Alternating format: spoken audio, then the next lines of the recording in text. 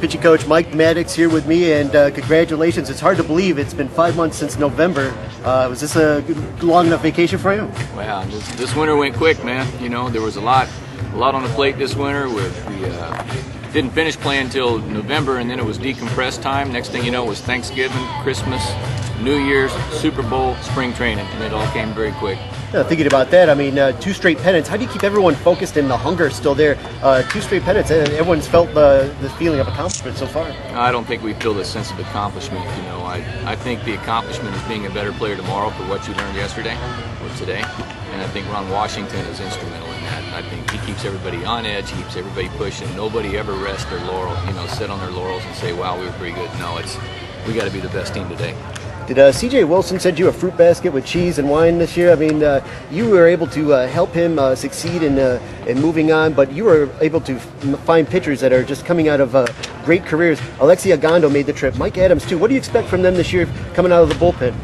Well, I expect Alexi to be what he did last year. You know, he was an all-star starter, and he got into the bullpen. He was our X-factor in the postseason. I mean, he really bridged some gaps for us and carried us basically into the World Series. Mike Adams came over, solidified the 8th inning for us, and did a great job. So we're just looking at having those guys all year long. And Alexi is the X-factor guy, kind of bouncing around here, picking up, getting all the dirty outs when we need him the most. Well, you, Darvish, you were quoted this week saying he hasn't pitched from the windup in quite a while. How is that possible? I learned a couple days ago, yesterday actually, that he went a couple years without throwing out the windup. So, you know, it's that's okay. The most important pitches you make over the course of a game are out of the stretch.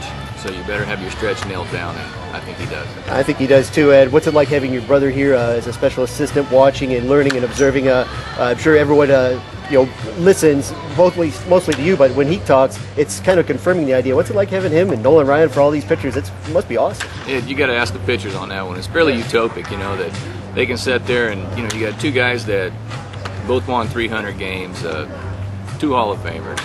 But yeah, one guy did it throwing some high heat, and the other one did it living on the edge. So there's 2 different ways to do it. They say more than one way to skin a cat, and we're lucky to have those 2 in our camp. Well, Coach, I appreciate it. Thanks for your time. Different role for you this year. What's it like, kind of like working in the background and with the foreground with your brother Mike? Well, I'm excited about it. The first couple of days have been, the first couple of weeks have been pretty good, and things have run smoothly.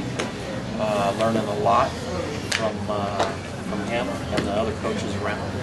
It's been a big bonus for me personally. There's a lot that people can learn from your brother. I mean, he's been able to transform certain guys, situational lefties, into solid aces. Well, how does he do it? He's got a good eye for it, and he also pitched in the big leagues for 15 years, so he knows how to have success at the major league level, and very good at relaying that down to the other players. That's what it takes. Sometimes it's the communication. He must be very good at communicating the things that he has learned along the way. But dealing with success, it's been something that Rangers pitchers are now having to work with as they get better. More people are gunning for them. Are you here to look at guys like Feldman or more like Ogando? Really everybody, even the guys in the minor leagues. I think you just want to try to help the guys out any way you can. The young guys probably need it more than the veteran guys. The veteran guys have a pretty good idea about why they're good, and they run with that. And the young guys, you have to teach them why they're good, so they can start running too. Well, I know this is an exciting year for you. I know your son Chase with Bishop Gorman. Is that exciting to watch this unfold? Going through high school baseball all over again. Yeah, it's fun to watch. It's good to see. A lot of very good kids out there, and just try to teach them how to play the game right. Maddux Foundation, another fantastic year. Tell me what's in the works. I know you're going to be at the Michael Jordan Invitational pretty soon. Yep. Playing that, looking forward to that. Hopefully I'll get Smoltzy as my partner, but I don't know if they're going to let us team up.